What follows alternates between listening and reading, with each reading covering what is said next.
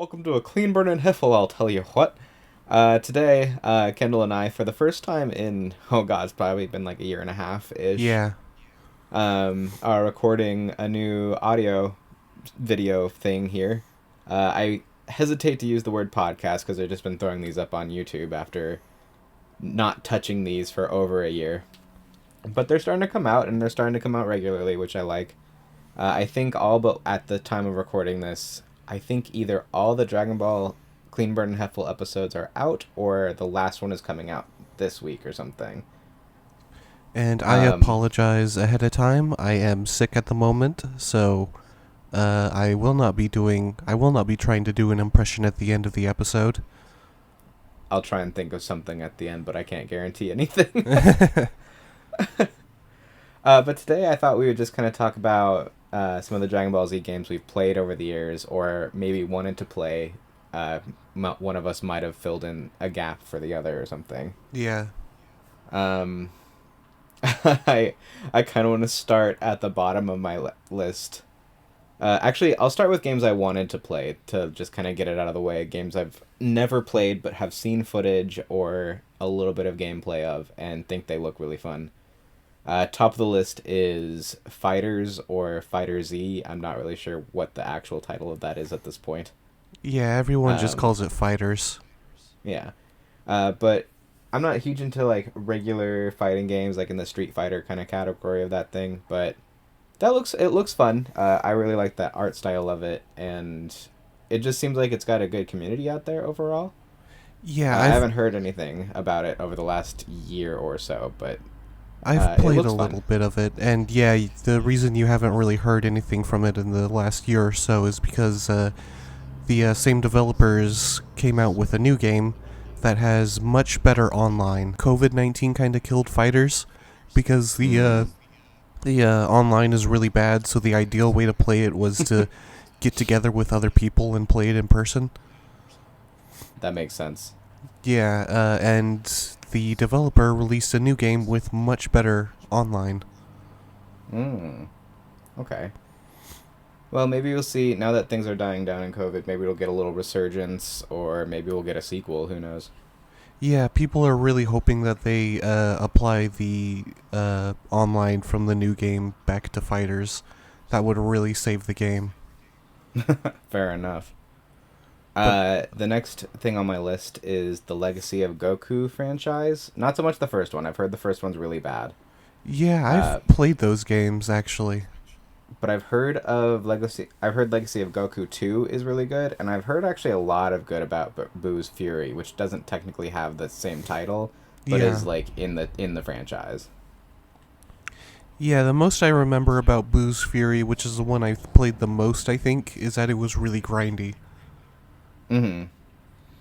But I heard there's also a really easy way to exploit the experience in that game and get really far without having to do a lot of work.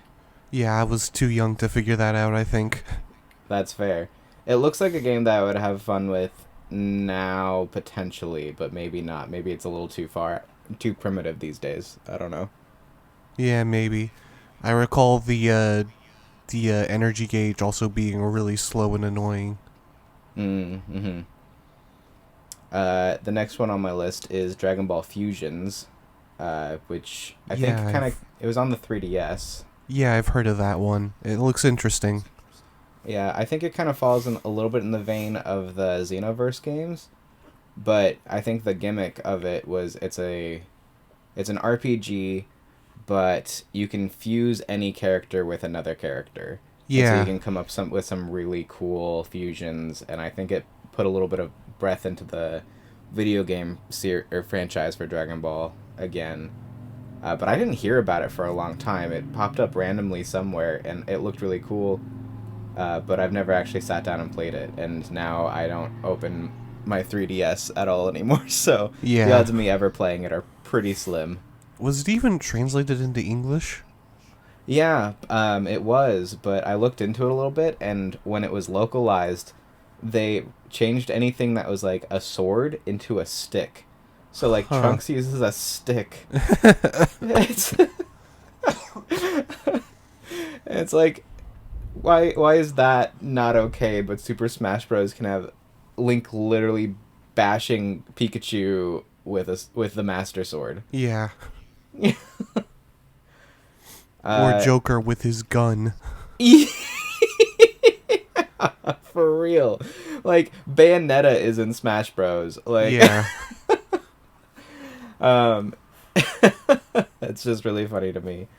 I think that was also the first appearance in like a media that wasn't just kind of like in a book or something of Gine, Oh, Goku's really? mother. I could be wrong on that. I might be inaccurate, but I seem to remember something about that. Which I think is interesting because there's not a lot of Gine out there. Basically, it's in Dragon Ball Minus, and because of that, it's in the Super Broly movie as well. Yeah. But yeah, And I think Fusion... we're getting some in the manga now as well. Yeah. But yeah, Fusion has always been sort of a fun thing for me. So, the idea of this game is interesting. Yeah, and it looks fun. I don't know a lot about the gameplay. Apparently, it's an RPG, but RPG is pretty varied in what that means. Yeah. Um, Speaking of RPGs, one of the next one is Dragon Ball Z Attack of the Saiyans for the DS. I have not Uh, heard of this one. this one is basically like a Final Fantasy style RPG. Huh. Um, and it goes through the Saiyan saga, so it's not a huge span of Dragon Ball. I think they were hoping to probably make this a series and keep it going. Yeah. But I don't think it did very well. And like I think in terms of RPGs, it's probably not like the most original or most uh, like unique. But what makes it cool is that it is Dragon Ball, which does not have a lot of JRPG style games like this. Yeah.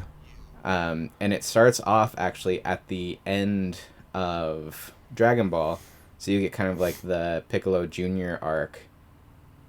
So you start off playing not even as Goku, you start off as Krillin, Yamcha, and Tien as your main three characters. Oh, that's really cool. Yeah, I mean, I've seen little bits of this game. It's on the DS. If I'm gonna pick any game on this list, that might be the game I try and hunt down. That's a little older. Obviously, Fighters is still available. Obviously, Yeah, but it also has yeah. a lot of DLC at this point, so that Fighters is pretty expensive these days. That's fair. I've also got Dragon Ball Origins on the DS, which had a sort of like trilogy. There were two of them on the DS, and there was also like a King Piccolo one on the Wii. Yeah. And I don't know much about those games. They look kind of fun. It looks like it's kind of in the vein of the one I actually want to play, which is Dragon Ball Advanced Adventure for the Game Boy Advance, which is basically just Dragon Ball in kind of a side-scroller adventure action game. Yeah, And I think I yeah, played a little bit of that. It it looks sounds... fun. Yeah, I recall the sprites being Yes, fun. I think the sprites were very popular in the like OC community for a while. Yeah. I think I even remember doing that. Like I think you, Isaac, and I were doing little sprite editing and making little comics with them, and mine was Yeah. basic. I think we were trying to make original stories with them, and I think mine was just Dragon Ball Z again, with different characters. But we were kids, we were Yeah. dumb. And then I think the most recent game on this list that I am aware of is Kakarot, which Yes. Which looks is... fun. Yeah, it looks like a mix of Xenoverse with a little bit of JRPG elements. Or Yeah, action RPG. looks like it's got a little bit of that Xenoverse slash like Tenkaichi feel. It's hard to say. I've heard it gets a little repetitive by, I would say, probably the midpoint of the game, but Yeah, it's not surprising. yeah, so it's one I thought about picking up for a while, but I just never did, and I don't know if I ever will, but maybe if it falls into my lap or something, who knows. Yeah. Are there any games that you haven't played that were always just kind of like, man, I wanted to play that one? The Or Xenoverse games, actually. The yeah, idea of making your own OC in game is always a fun thing for me. right. So that lands into my games I have played category. I do have Ah, Xenoverse okay. 2 on my list. Uh, I don't think that game is a fit for me. Yeah. I love the idea of making a character, but the game played wasn't very fun for me. Yeah, I I hear just felt it's like not I was very good. flying around and smashing buttons and not really. It seemed like I knew what I was doing, and then it didn't seem like it was working. So I just, I just like, eh. Yeah. I think I've played probably a total of like 5 hours of Xenoverse 2, and it just sits on my shelf now. Yeah, the game looks pretty, and it's cool that you make your own character and all, but I do hear that it's not very good. I actually heard better things about Xenoverse 1. I heard Xenoverse 2 is just kind of a polished. I hear a lot of people call it Xenoverse 1.5 because it's basically the same game. Ah. But who knows? I know some people get really into it, so it might be more for somebody else and just not for me. Yeah, that's true. People do get pretty into it. There are tournaments for it and whatnot. Which, That seems crazy. yeah, considering it seems fairly simple. Yeah, I think it's all down to like essentially random number generators what your attack is gonna do. So I don't know how uh how you'd get a tournament for that kind of thing. Yeah. It'd be like doing a Mario Party dice rolling tournament. Well, that sounds fun, though. Yeah, it does sound kind of fun or awful. Or Um, Mario Kart on the extreme version. I don't even know what that is. There's I forget what it's called. Where in Mario Kart 8, I believe, you can turn items like all the way up so that the crazy items spawn more often. Oh my god. Yeah, Yeah, no, that'd be just brutal. yeah, just a tournament where skill does not come into play at all. It's just blue shells, lightning bolts, and stars hitting everybody. Yeah, exactly. That's so crazy. And bullet bills. Don't forget the bullet bills. Can't forget the bullet bills. At that point, the game's just playing itself. Mario Kart's taking over. The game is playing itself. The game is playing itself. Another one of my favorites. That is also one of my. Let's start with probably my least favorite Dragon Ball Z game I've ever played. I think it's called Taiketsu. Oh yeah, yeah. I Uh, vaguely remember that. I believe it was on the Game Boy Advance, if I remember right. You can play Yes, like a total of 8 characters, which is ridiculous. and the sprites are ugly as sin. They're just like blobby versions. One of your playable characters is Raditz. Like that's one of the characters they give you. It's like great, thanks for Raditz, and like and like Not that I don't love Raditz, but with such a small roster, that's not really a good choice, I don't think. exactly my point. There's nothing wrong with Raditz. Raditz is a fine character. He's a plot device that works fine, and gets the ball rolling for Dragon Ball Z. He's a great start to things. Yeah, and he's a great fight. Yeah, but if you only give me 8 characters, and you go through like the Cell Saga, I think it might have even gone through Boo. I can't remember. The game was so bad I didn't play a lot of it. I believe so. I don't think there was a story mode at all, though, so... That could be accurate. It could have just been here's some fighters, have a good time, I guess. Yeah. But you won't because the moves are incredibly hard to pull off, and you get Raditz as one of your 7 characters. Yeah. So that is the most dishonorable mention I have on this list. And these are in no particular order. That one's just actually at the bottom. Dragon Ball Sagas is another bad game that I have a lot of fond memories of. Yeah, it's not very good. But I've heard one defense of it, and that's when you're playing with a second person, there's this weird joy of just running around as Dragon Ball characters and just having a good time. Yeah, I never got to play 2-player, so...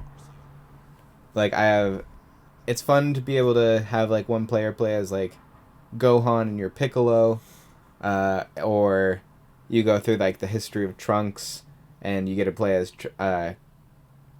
Trunks and future Gohan. And, like, you're pulling off the same repetitive moves over and over again. Mostly you're just spamming your super move or whatever until you can punch things or charge enough that you can knock yourself into Super Saiyan. Then you're breezing through. But that game was broken in one regard, that if you had a character that could go Super Saiyan, when you weren't Super Saiyan, your moves did less. Yeah. So it's like, just let me be able to play Super Saiyan and have a good time and not have to work harder to get there. Yeah, it seems to be kind of the consistent problem with Dragon Ball games, is that charging in the show is really cool, and charging in a video game is really boring. Yeah, because you've either got to, like, sit there and hope your opponent won't hit you and knock you out of your charge, or you've just got to kind of build your gauge through punching, which is fine. Like, that works okay. That's going to probably be your primary use of it, but that's a slow way to go about it. Yeah, you remember more of this game than I do. I was really little when I played it. I'm not even talking about Sagas. I'm talking about, like, any of the Dragon Ball games. Oh, yeah. Because obviously we're going to hit... have you played any of the Raging Blast games? I have not, no. So I only played might have, actually. I played briefly. the first one. You would probably know based on... Have you played a game where Piccolo had his wiggly arms? That would be Tenkaichi 3. That was in Tenkaichi 3 as well? Yeah. I thought that was exclusively a Raging Blast thing. No, he also did his wiggly arms in Tenkaichi 3. Ah, well, let me just tell you, I'm a huge Piccolo fan. I love that they tried to integrate his stretchy arms. I don't like stretchy arm... Like, I don't like his wiggly arms in video games. It's too weird. Looks like he's just whipping a noodle at somebody. Yeah. A green pesto-covered noodle. But I don't have a lot to say about Raging Blast, except that it was just kind of another one of those arena fighters that was fun, but there was no real... Like, I think it kind of goes in order of the story, but it wasn't really the story of Dragon Ball Z at that point. Yeah. But you kind of start to get your what-if scenarios. Yeah, was Raging Blast like the first one on the 360? I think so. Yeah, then I think I did play it briefly. I think people like Raging Blast 2 more. One, because the roster was bigger. The roster for the first one wasn't huge. It was maybe like... I want to say it was 20 characters max. Yeah. Which but after they did coming have... out of Tenkaichi was a very small roster. Yeah, but I do recall Raging Blast having Bardock and Broly, thank God. And I think they did like a what-if kind of situation with Bardock, like if he survived and like landed on Earth later. Yeah. So which was kind of a cool concept at the time. This was before I think everybody knew people liked Bardock, but I feel like Bardock hadn't fully spun into quite the overhype that he would later. Yeah. Broly was already way overhyped by then. I think he always was. Yeah, there was no saving that. It was Raging Blast or 2, so I we believe. Yeah. Raging Blast 2, I believe, introduced things like Super Saiyan 3 Vegeta and Super Saiyan 3 Broly. Yeah, that's true. I remember that now. Yep, it had the Lost OVA, the plan to eradicate the Saiyans. Mm-hmm. And just a bigger roster in general that I think if you're going to play a Raging Blast game, that's probably the one you would want to play. I think you get some team attacks in there, which is fun. But obviously this is going off of... I haven't touched a 360 controller in a few years, and it's been even longer since I touched one of the Budokai... Or one of the Raging Blast games. Yeah, absolutely. I think I played it when it first came out. Mm-hmm. Which is a long time ago now. Did you ever play Supersonic Warriors?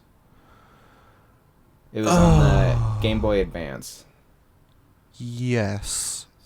So I had so much fun with that game as a kid. I never played the sequel, which actually looks like it might have been better. But I love a Dragon Ball Z game that lets you play the story, but also introduces some kind of what if scenarios. Like you could play as any of the characters and go through a full little story mode, which they could make whatever they wanted because it just had to be like video game stills plus text Yeah. before it went into the next battle. So you do things like you play as Piccolo through the whole thing, and when you're up to the Buu Saga, you think like, oh, he's totally outmatched. But then he wishes on the dragon that King Piccolo was back, and he fuses. So he's fused at that point with Nail, Kami, and then he fuses with King Piccolo, making himself even more complete, which doesn't really make sense because Not really. But Piccolo Jr. is just King Piccolo essentially. it doesn't make Uh, sense, but it's a cool idea. yeah, it is fun. It's fun to do things like that. I don't remember. I think they do things like give Krillin the Spirit Bomb in his third iteration, so that's how he stands up to things. It's just fun stuff like that that I really enjoyed playing through over and over again, although the game can be very easily exploited if you did it right. Yeah. Yeah, I You could barely just remember it, but I do remember liking it. I remember you could just go to the bottom of the screen and hit your up energy attack, which was always like a rapid fire, and your enemy would just fly back and forth trying to avoid it and just eventually get hit. And especially if you were one of the androids, your energy wouldn't go down, so you could just infinitely do that without even charging. Oh my god. uh, I had a that was one of those games that if you knew how to exploit it, you could definitely beat the whole thing in a day. So I always took it on like plane rides, killed a few hours. Yeah, I think that was usually like Mario and Luigi Superstar Saga for me on the Mm-hmm. Game Boy Advance. But that's another story for another day. Indeed. I do want to, at some point, I want to go into like our favorite video game memories, things like that. Yeah. Um, but yeah, that's definitely another topic for another day because I've already been thinking of some good ones. So that leaves me with I think the talking point of four more games. One is really delving into Tenkaichi 3, Mm-hmm. which is just the ultimate Dragon Ball Z sandbox game. Yeah, best roster. Yeah, definitely best roster. Maybe not best gameplay, because it was just kind of, even though it was a huge roster, you probably had like maybe 30 characters, and the rest were kind of just like skins of each other. Yeah, you But had it like was, 20 Gokus or something. oh god, for real. Because I think each form you could pick as an individual character. Yeah, and people Um, complain about too many Gokus and fighters. No, one of my favorite memories of Tenkaichi 3 is you could actually make the game play itself. And there was one time Isaac and I were over at your house, and I think we decided to like have lunch or something, and we just put the Ginyu Force versus like all the iterations of Majin Buu, and just watched it go for a while. It's That's one of the fun always things about it. Yeah, it's always fun when you can have computer versus computer. That's actually really fun in Mario Party, because then it turns into a betting game. Oh, I could see that. Uh, yeah. Can all the games do that, or is it just after a certain point? I think there's only certain ones that can do that. Because like I don't think you'd be able to do that in the first Mario Party games. Yeah, it's I hard to don't think say. the I don't think the AI was smart enough, and I don't think you just turn off a controller and let the game play itself. But I definitely remember playing a lot of Tenkaichi 3 at your place, Yeah, because I didn't have it. We would It was definitely us going to your place and playing it, and just like going through all of these characters. It was cool because GT was well integrated at that point. yeah, Um, and Dragon Ball was integrated in at that point as well. More yeah. than There just like were, throwing Kid Goku in there. yeah, and Mercenary Tao and Blue. Mm-hmm. And And I the think you can play Rayleigh. as, I think you can play as Spike the Devil Man as well. Yeah, that's where the what if scenario of him killing Frieza with the Devil Might Yes. beam. And again, I've said this a dozen times now already. I love those what if scenarios, those things you would never see in the franchise.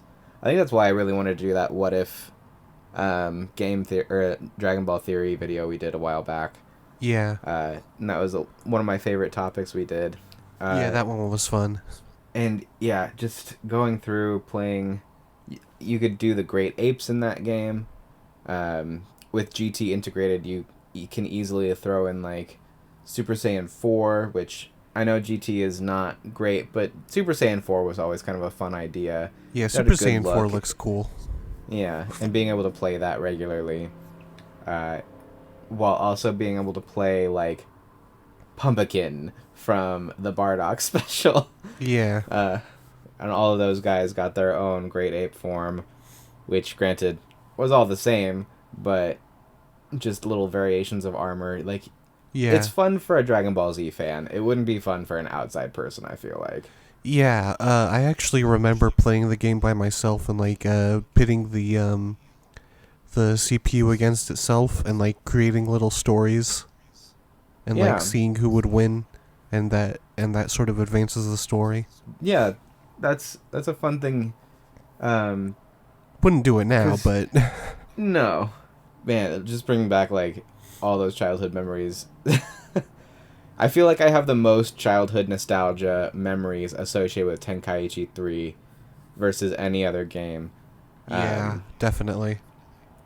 But I think the games we played the most were probably the Budokai series. Yes.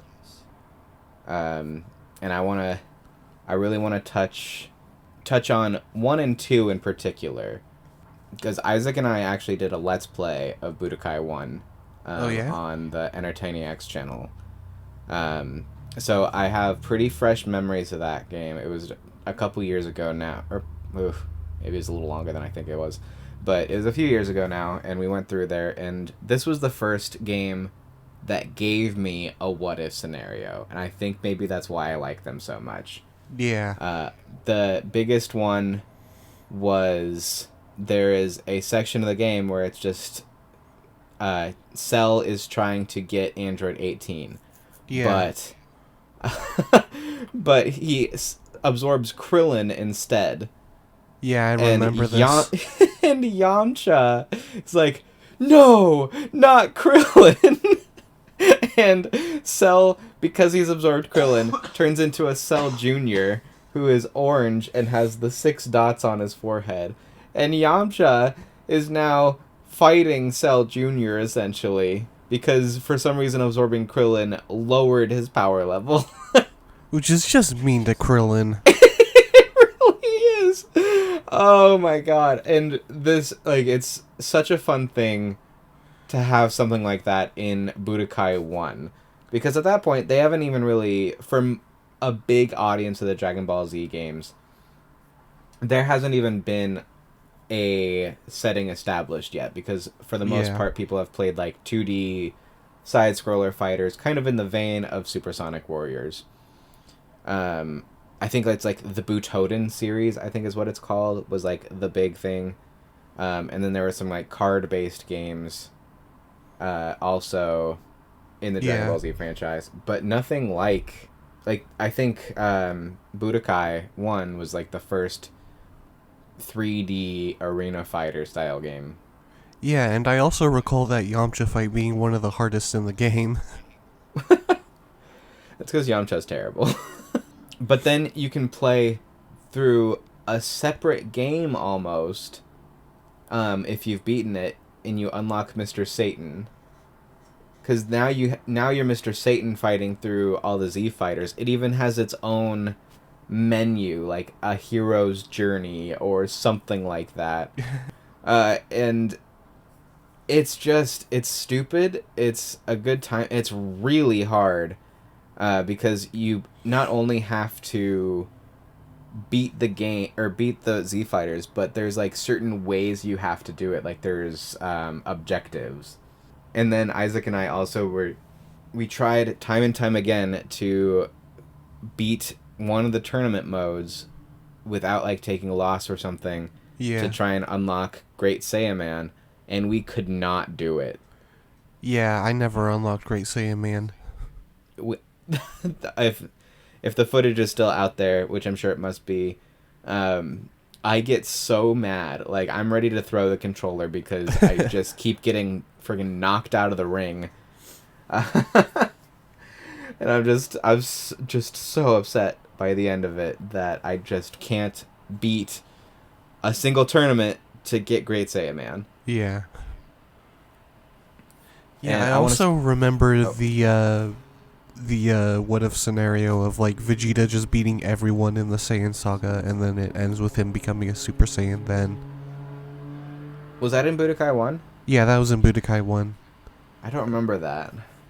But I believe you. Yeah, it was a really difficult little gauntlet, because you had to fight pretty much everyone on one health bar. Oh, that sounds actually familiar.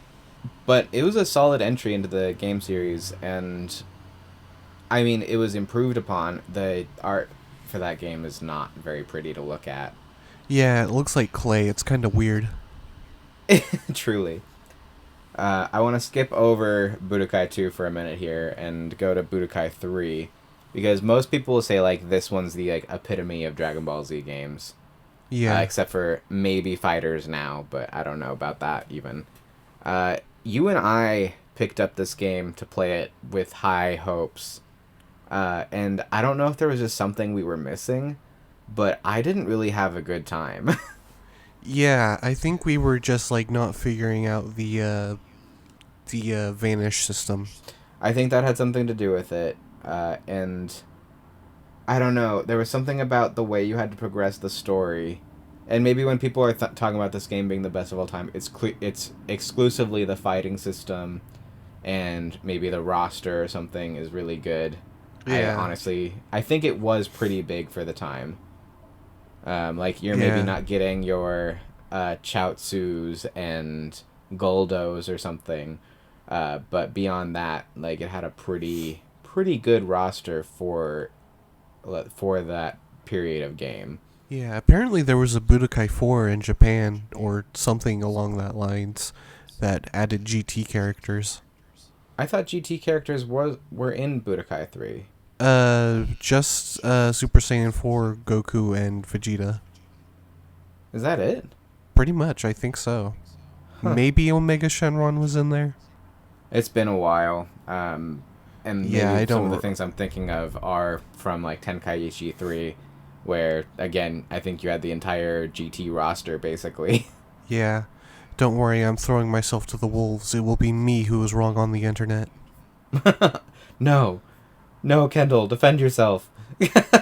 I know for a fact that Budokai 3 had no GT characters. For some reason, I keep thinking Pan is in that game, but maybe I could very well be wrong. Maybe I'm just thinking I think Kid Goku is in that game. Is he? I think he is. I think that was like a weird addition they did to it, because I think that's the first time I had ever heard of the Jenkin games. Or Jenkin moves, I mean. I'm looking this up right now. I'm not looking up the other things. I'm looking up Kid Goku in Budokai 3. I'm pretty sure he is, yeah. Yeah, I think he's like a secret character in that game or something. Definitely an unlockable. Yeah, I remember as a kid being really excited for Budokai 3 as it was coming out. Mm-hmm. Because there were movie characters in it. And, that was a big thing at the time. Yeah, and the improved animations and all that. Like in Budokai 2 and Budokai 1, everyone had the same stances and everything. That's true. Pretty much the same animations across the board, but Budokai 3 varied up the animations a lot.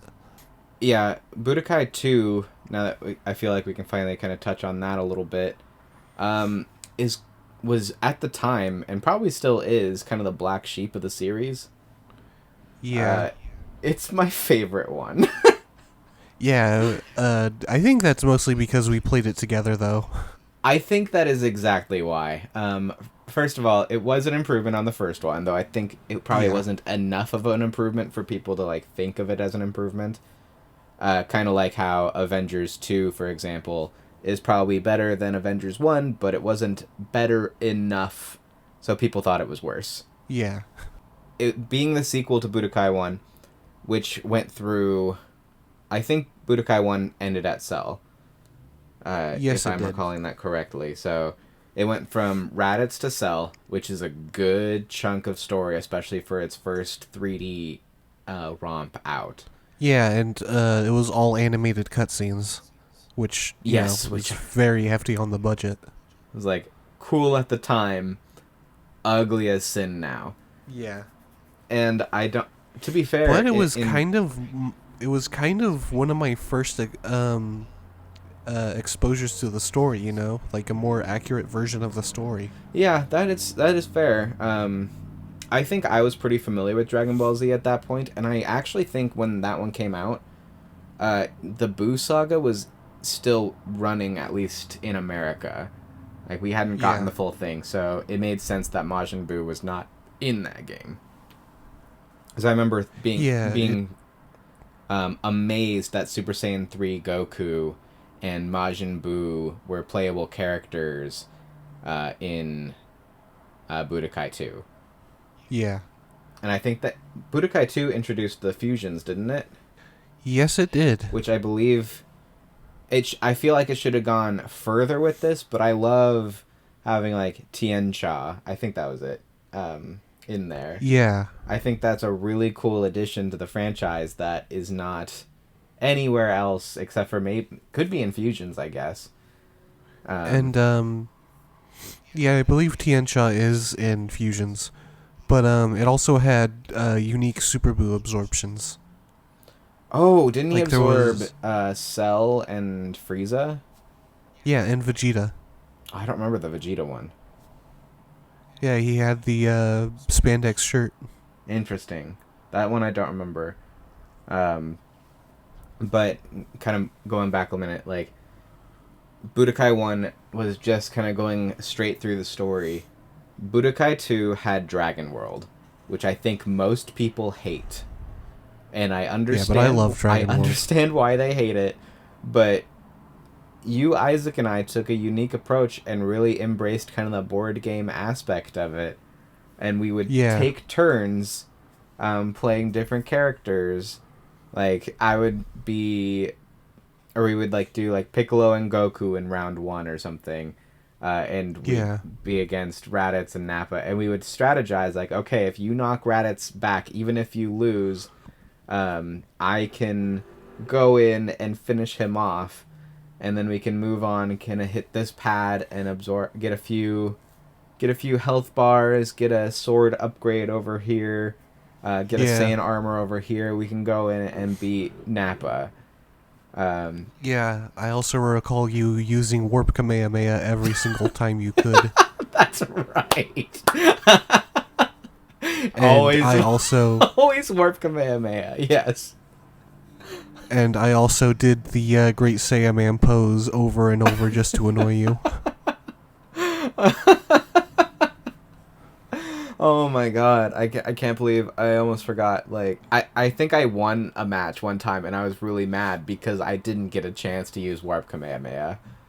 Yeah. And you're like, Steven, you won. And I was like, but I didn't get to use the Warp Kamehameha, Kendall. I failed. Yeah, a lot of good memories with this game, especially this mode. Excuse me. And it always got really hard right around Super Buu, to the point where we would do everything we could to try and make it so adult Gohan would not get absorbed by Super Buu. Yeah. Because when that happens, the game becomes nearly impossible for a minute. Yeah, I also recall this being stuck on Kid Buu for quite a while. Kid Buu was... We must have beaten it, but it took us hours. And that was with us, like, continuously knocking back and, like, getting somebody out of there to run away to go get the health upgrades or the regeneration or whatever it was.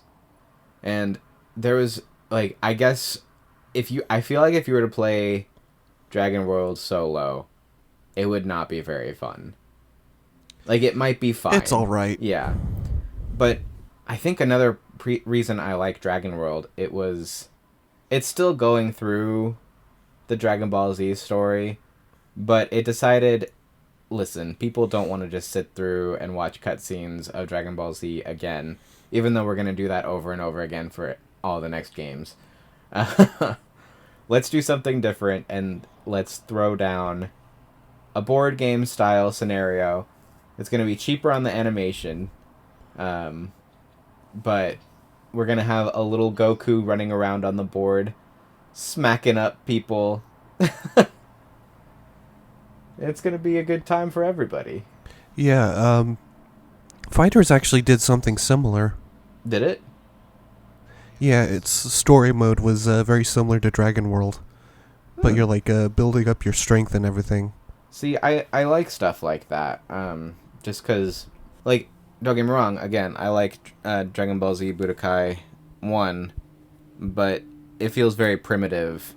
Whereas, Yeah, the animations and some of the stuff in Budokai 2 are kind of primitive, but I find that one much more replayable. I think if you're looking for... just for the good memories and all that. I think if you're looking for a better fighting game, then Budokai 3 probably is the definitive one of that series.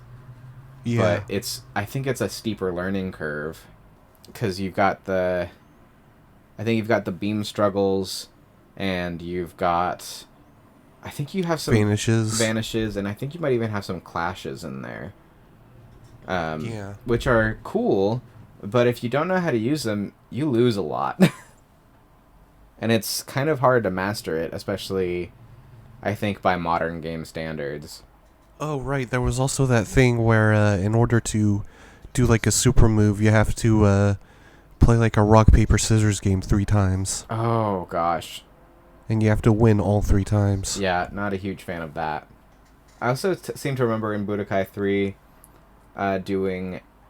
there's, like, an overworld map where we would kind of go around looking for the next plot point, and we'd be like, oh, hey, Muscle Tower. And we'd just fight Broly randomly. Yeah. And we just kept fighting Broly randomly. It was like, okay, Budokai 3, I'm kind of tired now. Let's meet back tomorrow and figure out what we're gonna do with Broly then. I don't have any jokes for this. I don't think I do either. I think that's pretty much my list of Dragon Ball Z games, though. Awesome. Yeah, I can't think of a... oh no, the pressure's on. Name a King of the Hill character. Oh god, Dale. Dale. Name a Dragon Ball Z character. Piccolo. Piccolo. Nope, there's nothing there. I can't Nope. I was trying to think of like Pocket an extermination joke. Why did I use the Japanese name? Why? I'm dying over here. It's all good. This is a good return to form, though. I enjoyed this. It's a topic I haven't thought about Dragon Ball Z games in a while, and it just kind of came to my attention, I think, today. I was like, that'd be fun to talk about. Especially coming to the defense of Budokai 2. That's my goal in life, is just to let that game shine a little bit more. It also had a really cool cover. It did. We actually talked about Budokai 2 in our video game intros. I didn't see any of the other Dragon Ball Z games pop up on that list. Although I recently saw the Budokai 3 intro pop up, and there's a shot of like Broly attacking Gogeta or something. I was like, yeah, that's kind of cool.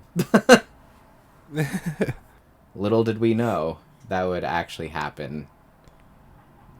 Years from then. What innocent babes were we to think this'll be the one time we ever see this? Truly prophetic. No, I just kept thinking of like a green skinned Dale with his like exterminator gear going like special beam cannon.